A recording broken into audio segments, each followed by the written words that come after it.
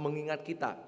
Nah Bapak Ibu, kita akan membahas dari kitab Habakuk. Kita akan melihat bagaimana apa yang dialami oleh Habakuk bersama dengan umat Israel, khususnya Yehuda pada waktu itu, juga menjadi cerminan tentang kehidupan kita di hari ini. Nah kita akan melihat dengan seksama dan kita akan mengkaitkan bagian itu dengan tema yang akan kita pelajari pada pagi hari ini. Nah namun sebelum lebih jauh, mari sekali lagi kita masuk dalam doa, kita memohon pertolongan Tuhan bagi setiap kita. Bapa yang baik, kami bersyukur di hadapan-Mu. Sudah tiba waktunya bagi kami untuk boleh mempelajari kebenaran firman-Mu.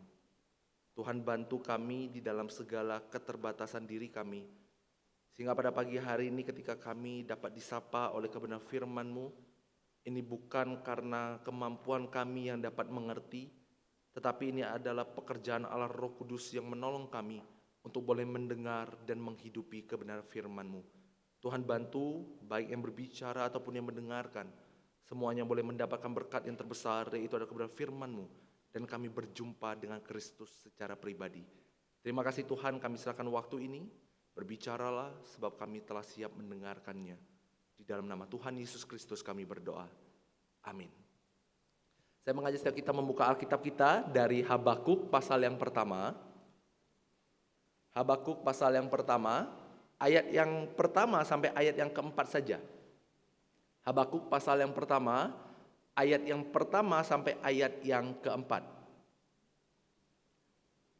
Habakuk pasal yang pertama, ayat yang pertama sampai ayat yang keempat. Saya akan bacakan ayat yang ganjil dan Bapak Ibu Saudara akan bacakan di ayat yang genap. Saya mulai, ucapan ilahi dalam penglihatan Nabi Habakuk.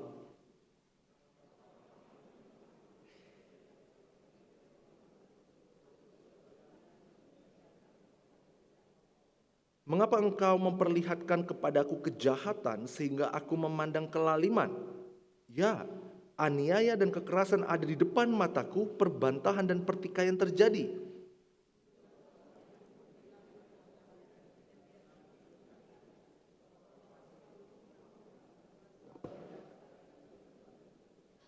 Berbagai setiap kita yang sudah membaca, merenungkan dan yang akan melakukannya. Bapak Ibu Saudara yang dikasihi oleh Tuhan, di dalam perjalanan kehidupan kita, kita pasti tentu menjumpai dengan yang namanya teka-teki. Oke, dalam perjalanan kehidupan kita, baik ketika kita masih muda atau mungkin dengan usia kita saat ini, ada banyak teka-teki yang pernah kita jumpai atau yang pernah kita dengar. Nah, rasanya kurang pas kalau kita nggak mencoba itu Bapak Ibu. Nah, saya akan berikan beberapa teka-teki dan silakan Bapak Ibu memikirkan jawabannya. Oke, bisa ya, kita coba sedikit bermain games. Yang pertama Bapak Ibu, hewan apa yang cuma ada 2 huruf? Apa? Hah? Hewan apa yang cuma ada 2 huruf? Hah? Ayo, udah ada yang jawab. Apa? U dan G, betul ya, udang Bapak Ibu, maksudnya U dan G ya, U dan G, Bapak Ibu nangkap maksudnya U dan G ya, UG ya, itu teka-teki gitu ya, kadang mungkin tidak masuk akal dengan kita sih, cuman dia itulah teka-tekinya gitu ya. Yang kedua Bapak Ibu, apa yang selalu naik tetapi nggak bisa turun? Oke, umur, betul lagi. Ini kayaknya memang suka teka-teki kayaknya gitu ya. Oke, nggak selesai nanti. Yang ketiga, coba lagi ya. Yang ketiga, daun apa yang tengahnya bolong? Apa? Udah mulai agak sulit kayaknya ya. Oke. Kurang tepat ya. Boleh sih, tapi kurang tepat ya. Oke, ya mungkin kali ini agak susah. Yang terakhir Bapak Ibu, yang terakhir. Kalau sedang sendiri kakinya ada 4, kalau berdua kakinya jadi 8. Siapakah aku?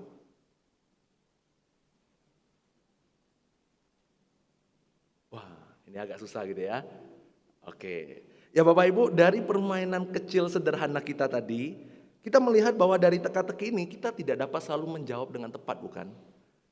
Ada beberapa teka-teki yang mungkin kita tidak bisa temukan jawabannya, atau mungkin belum lah, kita belum menemukan jawaban daripada teka-teki itu. Kita nggak bisa menjawab secara berhasil, atau kita tidak bisa menemukan jawaban secara tepat terhadap teka-teki itu.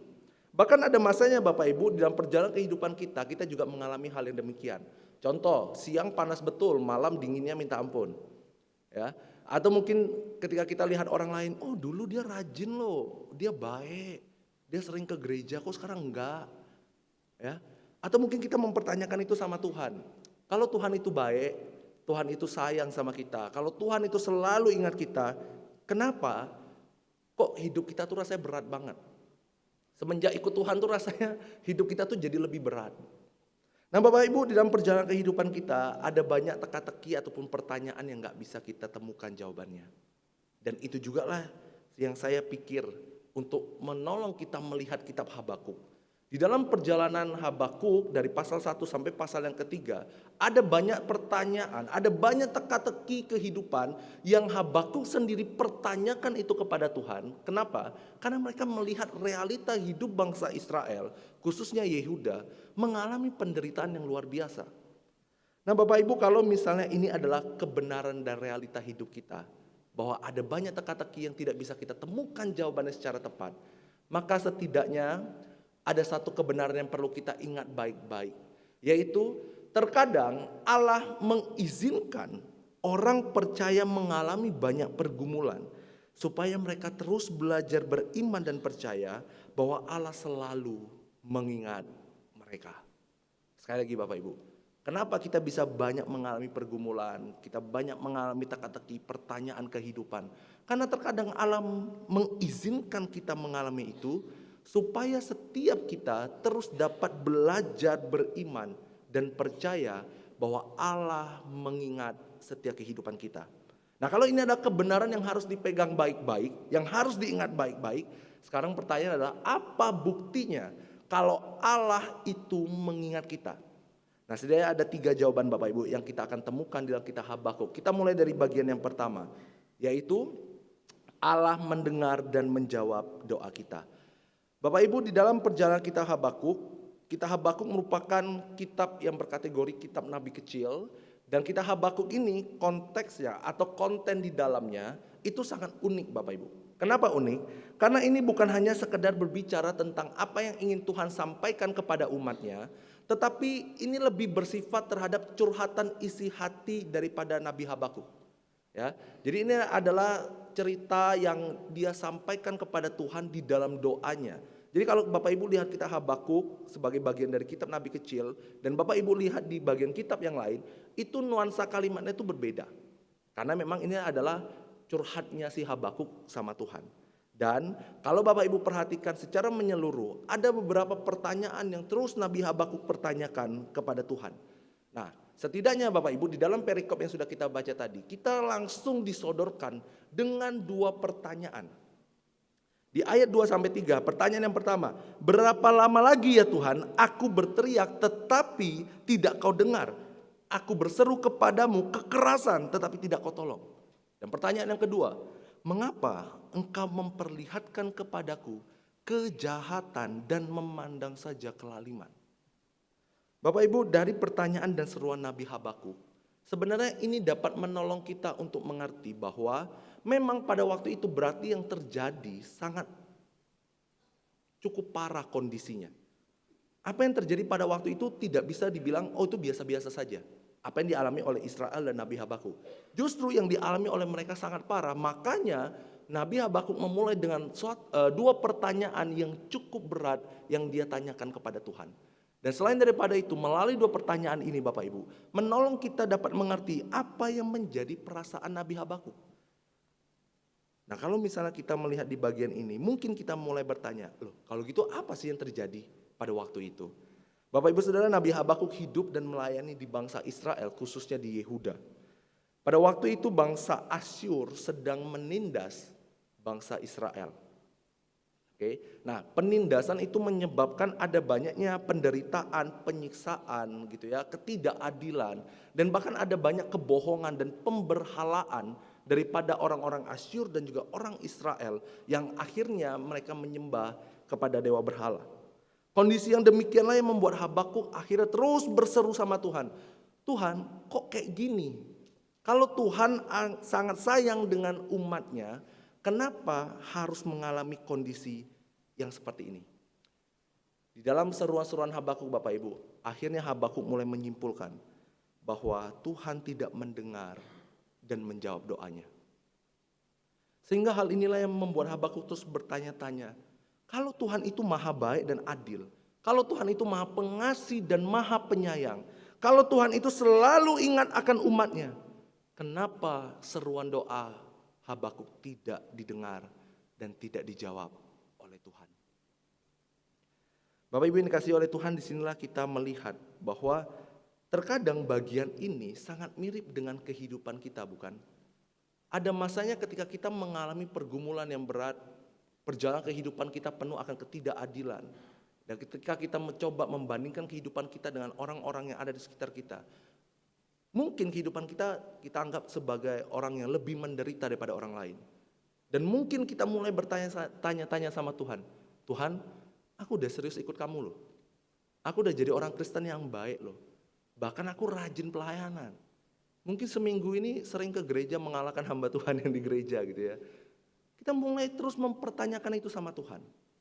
Dan mungkin kepingan cerita ini mirip dengan kehidupan kita hari ini. Apa yang dialami oleh Habakuk menjadi bagian dalam kehidupan kita. Bapak Ibu, ketika kita mulai terus mempertanyakan apakah Tuhan tidak menjawab dan mendengar doa kita, sesungguhnya realitanya adalah Tuhan sangat mendengar dan sangat bisa menjawab doa kita. Dan kalau kita melihat di bagian Habakuk ayat yang ke-5 sampai ayat ke-11, Bapak Ibu boleh buka di sana. Ketika Bapak Ibu lihat di ayat 5 sampai 11, di situ adalah jawaban Tuhan bagi seruan doa Nabi Habakuk. Ketika Tuhan menunjukkan apa yang terjadi di dalam ayat yang ke-5 sampai ayat yang ke-11, kita bisa temukan bahwa sesungguhnya Tuhan yang kita kenal adalah Tuhan yang dapat mendengar dan menjawab seruan doa kita. Ketika Habakuk terus mempertanyakan di ayat 5 sampai 11, Tuhan jawab bahwa Tuhan akan mengutus bangsa Kasdim atau yang mungkin dikenal sebagai bangsa Israel. Bangsa Babel. Jadi ketika Habakuk mempertanyakan sama Tuhan, Tuhan, ini bangsa Asyur sudah menindas dengan sangat berat. Apa jawaban Tuhan? Terus Tuhan jawab bahwa aku akan mengutus bangsa Kasdim atau bangsa Babel untuk menolong kamu. Nah di sini Bapak Ibu mulai akhirnya Habakuk mempertanyakan lagi sama Tuhan. Ini sudah menderita karena ada penindasan dari bangsa Asyur. Tapi Tuhan jawab lagi dengan mengutus bangsa Babel yang lebih terkenal dengan kejahatannya dan tidak kekudusannya. Jadi di sini akhirnya Habakuk mulai kembali mempertanyakan Tuhan. Kalau Tuhan itu baik sama mereka atau sama Habakuk, kenapa Tuhan malah mengutus bangsa Babel yang lebih parah untuk menolong mereka? Bahkan di ayat 12 sampai ayat 17 Bapak Ibu, Habakuk menggambarkan ketidakmasuk akalan itu seperti seorang nelayan yang sedang memancing ikan. Jadi bangsa Babel ini seperti seorang nelayan yang sedang menangkap orang Israel untuk dapat dipakai dan ditindas sedemikian rupa.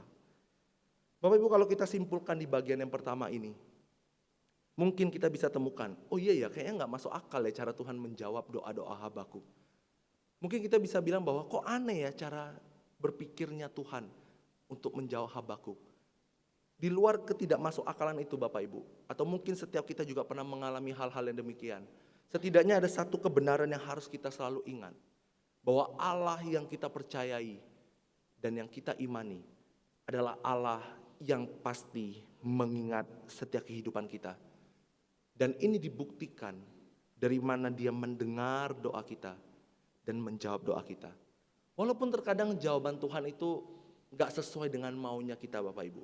Bapak Ibu terus mungkin banyak mendoakan beberapa hal. Dan mungkin Tuhan jawab. Tapi jawaban Tuhan tuh gak sesuai dengan apa yang kita harapkan. Tapi ya itulah caranya Tuhan untuk membuktikan bahwa Dia mengingat kita. Dan disinilah Bapak Ibu saya tutup bagian yang pertama dengan satu statement. It's hard for us to find His answer to our prayer when we already expected the answer. Sulit bagi kita untuk menemukan jawaban Tuhan kalau kita sudah mengekspektasikan jawaban Tuhan itu harus seperti itu. Kalau misalnya kita doa Tuhan minta sembuh, plek langsung sembuh dengan minum satu obat saja. Ya mungkin bukan itu caranya Tuhan. Mungkin Tuhan menggunakan cara yang lain. Jadi kalau otak kita sudah mengekspektasikan jawabannya harus seperti itu, Mungkin itulah yang membuat kita dengan mudah menyimpulkan bahwa Tuhan tidak mendengar dan tidak menjawab doa kita. Ini bagian yang pertama Bapak Ibu. Bagian yang kedua, apa bukti Allah mengingat kita? Yaitu Allah memupuk dan menumbuhkan iman setiap kita.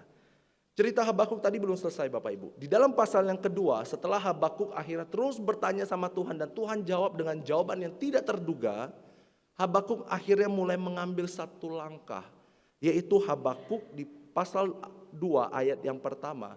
Di situ dikatakan, aku akan berdiri di tempat penjagaanku dan bertahan di menara. Aku akan meninjau untuk melihat apa yang akan difirmankannya kepadaku dan apa yang akan dijawabnya terhadap pengaduanku. Berarti Habakuk mulai mengambil satu langkah untuk apa? Dia mulai untuk menantikan kembali jawaban Tuhan atas pertanyaan selanjutnya yang Habakuk tanyakan kepada Tuhan. Kenapa Tuhan memakai bangsa Babel? Di dalam bagian ini Bapak Ibu, salah satu tokoh yang bernama Eric Redmond, dia mengatakan bahwa lokasi Habakuk menunggu jawaban Tuhan di ayat yang pertama itu adalah menara pengintai. Konteks peperangan pada waktu itu, lokasi tersebut merupakan tempat di mana para penjaga ditempatkan untuk berjaga-jaga dengan sabar, dengan tekun, untuk menanti jawaban-jawaban atau kondisi yang ada demi tujuan keamanan bangsa itu. Dan menurut Eric Redmond, dia mengatakan bahwa bagian ini adalah makna simbolis bagi Habakuk yang bisa kita mengerti bahwa Habakuk menanti dengan sabar di sana untuk melihat situasi sekitar, untuk menemukan jawaban doa yang seperti apa yang Tuhan tunjukkan bagi Habakuk.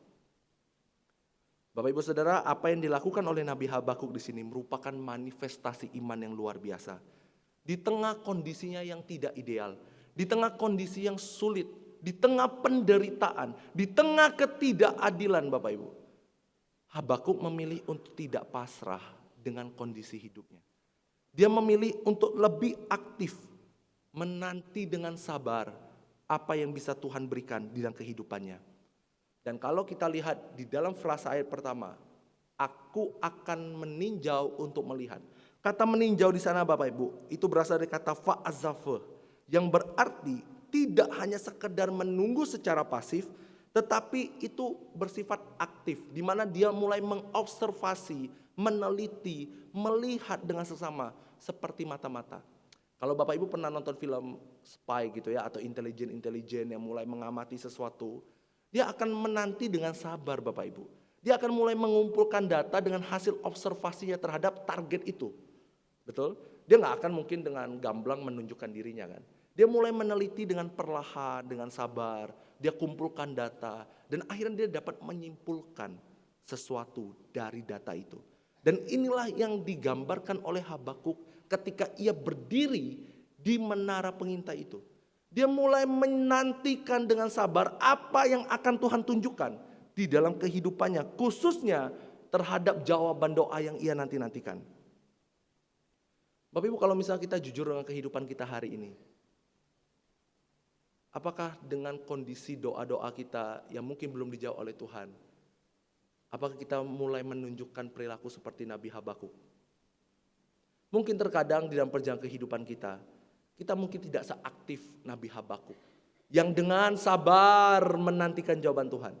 Mungkin setiap kita mulai lebih ke arah apa? Pasrah dengan kondisi kita. Ya udahlah, toh juga Tuhan pasti akan tolong. Lebih pasif. Kita hanya lebih banyak berdiam tanpa memiliki keaktifan untuk mulai apa? Mengobservasi. Jangan-jangan sebenarnya Tuhan sudah menjawab doa-doa kita. Nah Bapak Ibu, pertanyaannya adalah, kenapa sih Tuhan terkadang mengizinkan kita untuk terus menantikan jawaban daripada Tuhan? Karena Tuhan rindu Bapak Ibu untuk kita dapat mengalami pemupukan dan penumbuhan iman, supaya kita tetap ingat bahwa Allah selalu mengingat kita. Ketekunan mengobservasi jawaban doa dari Tuhan selalu menjadi peluang pemupukan dan pertumbuhan iman, guna meyakinkan kita bahwa Allah mengingat hidup kita. Bapak Ibu, walaupun mungkin hari ini ada banyak jawaban doa yang belum terjawab oleh Tuhan, tapi ingatlah satu hal, Ini adalah peluang bagaimana kita semakin dikuatkan dan diyakinkan untuk beriman kepada Tuhan bahwa Dia selalu mengingat kehidupan kita. Dan hal ini dipertegas di pasal 2 ayat keempat yang dikatakan di dalam versi firman Allah yang hidup. Orang-orang jahat hanya percaya kepada dirinya sendiri saja dan mereka gagal. Tetapi orang-orang benar mempercayakan dirinya kepada Tuhan. Bapak Ibu yang dikasihi oleh Tuhan, salah satu tokoh yang bernama Anthony de Mello, di dalam bukunya Awareness dia pernah mengatakan bahwa permasalahan manusia atau penyakit manusia itu adalah ketidaksadaran. Bukankah itu yang sering kita alami dalam kehidupan kita, Bapak Ibu? Seringkali dalam perjalanan hidup kita, karena kita terlalu fokus dengan permasalahan kita, pergumulan kita, kondisi yang tidak ideal, sakit hati kita, kepahitan kita, ketidakadilan yang kita alami. Seringkali kita nggak sadar bahwa Tuhan berjalan bersama kita. Seringkali kita nggak sadar kalau Tuhan selalu mengingat kita. Kita nggak sadar kalau Tuhan sebenarnya sudah membantu kita. Tuhan sudah menunjukkan kemurahannya, pertolongannya bagi setiap hidup kita. Tapi karena kitanya nggak sadar Bapak Ibu, karena kita nggak sadar, maka itu yang membuat kita dengan mudah menyimpulkan Tuhan jahat sama kita. Tuhan sudah lupa sama kita. Tuhan nggak peduli sama kita. Dan akhirnya kita mulai terus menggerutu dengan setiap permasalahan hidup kita. Bapak Ibu, saya tidak mengatakan mengeluh dengan permasalahan itu salah. Enggak ya, itu wajar Bapak Ibu. Kenapa? Ya karena kita manusia. Ada gejolak emosi yang muncul di dalam hati kita, bahkan di dalam pikiran kita. Tetapi kalau kita terus tidak sadar, kalau Tuhan bersama dengan kita, berarti itu sama saja bahwa kita meragukan Tuhan, bahwa Dia bisa menolong hidup kita, dan bahwa Dia selalu mengingat kita. Oleh sebab itu Bapak Ibu, mari kita simpulkan di bagian yang kedua ini. Apabila kita mengalami pergumulan yang berat dan ada banyak doa yang belum Tuhan jawab, lihatlah bahwa itu menjadi peluang besar bagi hidup kita untuk mendapatkan pemupukan dan pertumbuhan iman kita untuk senantiasa mengingat bahwa Allah tidak lupa dengan hidup kita. Dan bagian yang terakhir, apa bukti Allah mengingat kita? Yaitu Allah menyertai dan menuntun setiap kehidupan kita. Bapak Ibu, di dalam pasal yang ketiga, ayat yang kedua, di dalam terjemahan TB yang baru, yaitu yang kedua, Habakuk mulai dengan satu pernyataan. Di situ dikatakan bahwa Tuhan, telah kudengar kabar tentang engkau dan pekerjaanmu ya Tuhan, ku kagumi. Hidupkanlah itu di zaman ini, nyatakanlah itu di zaman ini, dalam murka ingatlah akan kasih sayang. Bapak Ibu, di dalam memasuki pasal yang ketiga, kita menemukan ada nuansa kalimat yang sudah mulai lebih berbeda. Kalau di awal pasal 1, kita menemukan Habakuk mulai dengan suatu pertanyaan atau dua pertanyaan. Maka di pasal yang ketiga, Habakuk memulai dengan pernyataan kepada Tuhan. Berarti kondisi Habakuk secara imannya sudah mulai lebih solid, lebih kokoh. Dan dia mulai percaya kepada Tuhan. Dan itu dibuktikan di bagian ini. Dengan adanya ayat ini Bapak Ibu, kita mengerti bahwa Habakuk memohon kepada Tuhan untuk melakukan sesuatu perbuatan yang dulu sudah pernah Tuhan lakukan bagi kehidupan Israel. Nah pertanyaannya adalah perbuatan seperti apa yang dulu Tuhan pernah lakukan dan sekarang Habakuk memohon kepada Tuhan untuk Tuhan please lakukan itu lagi. Lakukan itu lagi. Nah kita mulai bertanya-tanya Bapak Ibu. Kalau gitu Tuhan lakuin apa dulu? Nah kalau misalnya Bapak Ibu lihat di pasal 3 ayat 3 sampai 15. Di situ ada nuansa-nuansa kata-kata atau kalimat yang menggambarkan tentang adanya sungai, kuda gitu ya. Di dalam beberapa penafsiran menunjukkan bahwa ini berhubungan dengan kisah penyelamatan umat Israel dari Mesir. Bapak Ibu ketika Habakuk memohon kepada Tuhan, dulu sudah pernah aku dengar dan aku mengagumi apa yang kau pernah lakukan. Habakuk merujuk kepada kisah bagaimana Allah menyelamatkan kehidupan Israel dari Mesir. Dan ini berhubungan dengan kondisi Habakuk pada waktu itu. Habakuk dan umatnya sedang ditindas oleh Asyur dan bangsa Babel. Dan Habakuk memohon kepada Tuhan, Tuhan, dulu kamu sudah pernah bisa kok menolong kehidupan Israel dari Mesir. Please, lakukan itu lagi hari ini. Bebaskan kami dari Asyur dan bangsa Babel. Dan itulah yang diminta oleh Nabi Habakuk Bapak Ibu.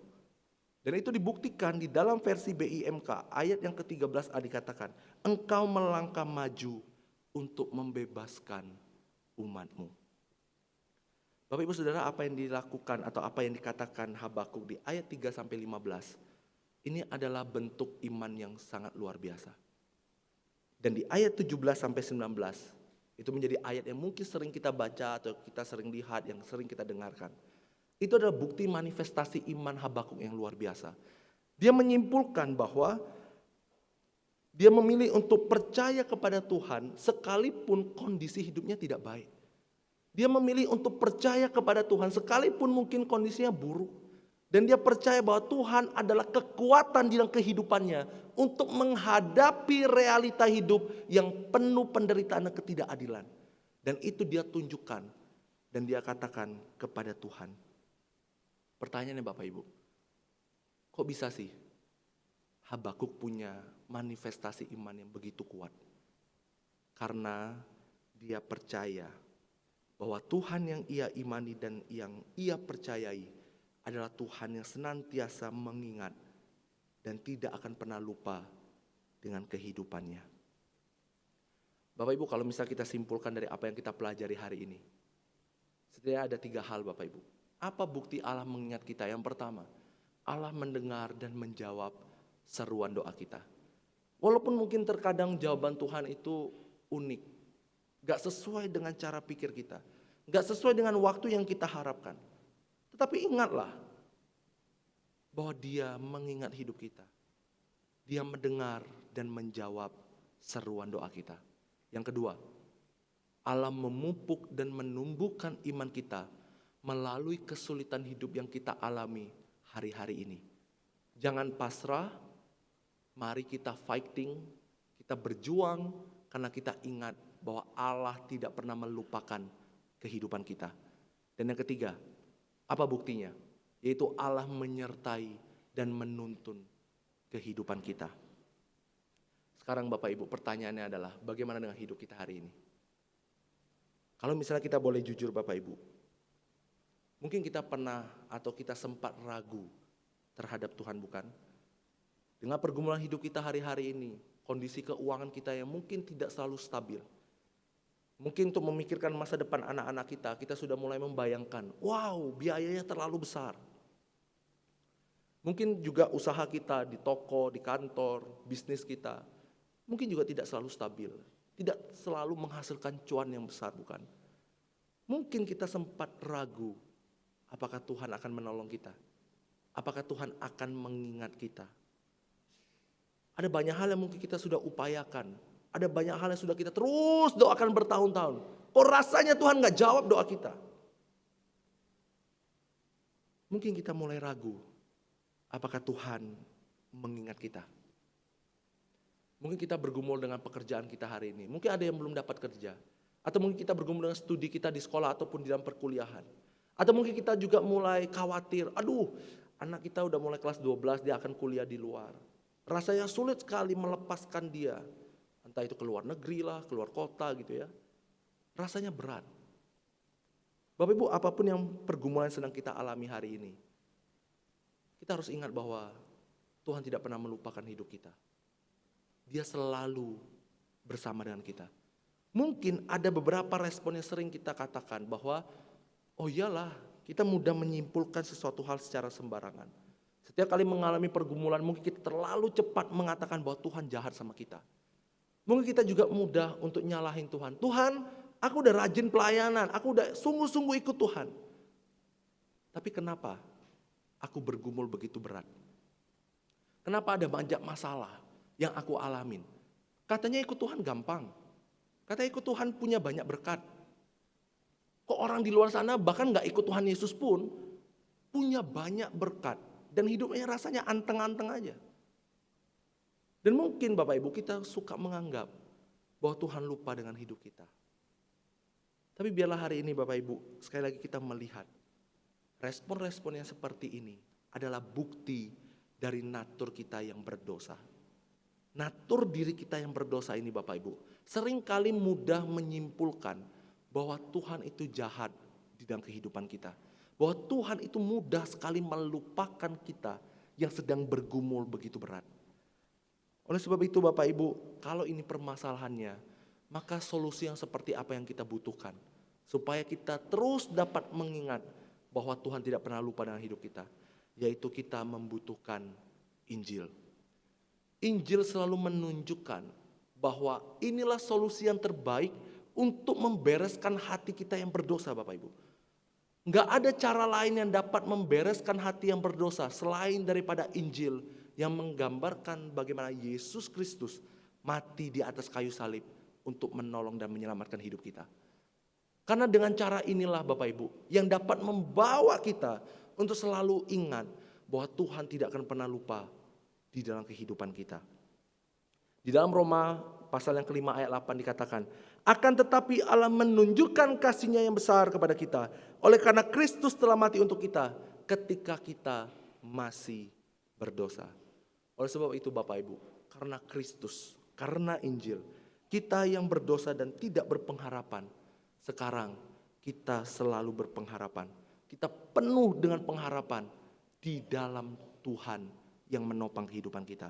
Dan yang kedua, karena Injil, iman kita yang mungkin lesu dan mudah goyah, sekarang menjadi teguh dan kokoh karena kita percaya Dia mengingat hidup kita. Dan yang ketiga, kita yang mudah ragu sama Tuhan, sekarang senantiasa percaya bahwa Allah pasti mengingat hidup kita. Bapak Ibu, apakah mudah mengamini firman Tuhan ini? Saya yakin sangat mudah untuk kita mengamini firman Tuhan ini, bukan? Karena memang firman Tuhan ini sangat menguatkan kita. Dan mungkin ketika saya menyampaikan, ketika Bapak Ibu sedang duduk mendengarkan, di dalam hati Bapak Ibu sudah mengatakan amin, amin. Mengamini firman Tuhan ini Bapak Ibu sangat mudah, tetapi sangat susah untuk mengimaninya. Sekali lagi, mengamini firman Tuhan mudah, mengimaninya enggak mudah. Dan mungkin dalam perjalanan kehidupan kita ke depan, kita akan banyak menemukan teka-teki dan pertanyaan hidup lagi Bapak Ibu. Mungkin perjalanan hidup kita ke depan selama kita masih ada dalam dunia ini, akan ada banyak teka-teki yang enggak kita tahu jawabannya secara tepat.